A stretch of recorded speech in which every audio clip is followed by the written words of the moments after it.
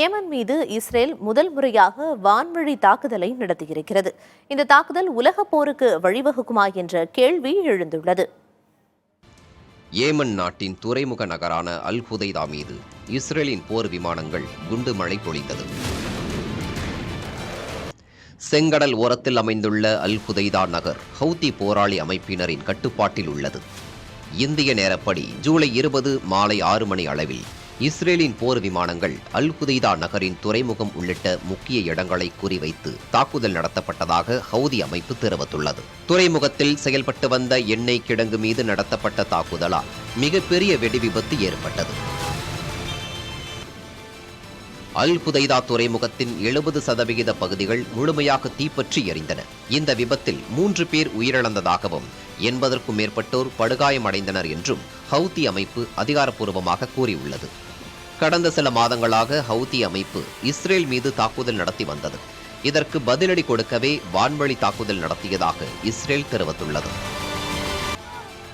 F-35 போர் விமானங்களில் இருந்து 25க்கும் மேற்பட்ட குண்டுகள் அல் ஹுதைதா நகர் மீது வீசப்பட்டுள்ளது.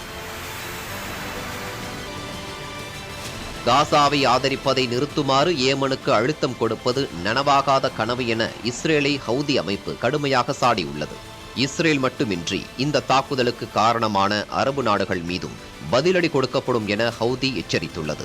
ஏமன் மீது இஸ்ரேல் நடத்திய தாக்குதலுக்கு ஈரான், எகிப்து, ரஷ்யா உள்ளிட்ட நாடுகள் கண்டனத்தை தெரிவித்துள்ளது.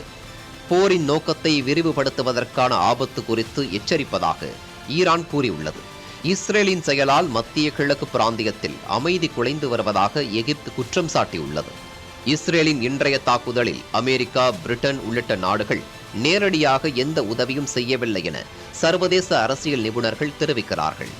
காசாவில் நாள் ஒன்றுக்கு ஆயிரக்கணக்கான மக்கள் மரணமடையும் நிலையில் ஏமன் மீது இஸ்ரேல் நடத்தியுள்ள வான்வழி தாக்குதல் போரை அடுத்த கட்டத்திற்கு நகர்த்திச் செல்வதாக நிபுணர்கள் கூறுகிறார்கள். புதிய தலைமுறைக்காக செய்தியாளர் பாலவெற்றிவேல், நவநீத கிருஷ்ணன்.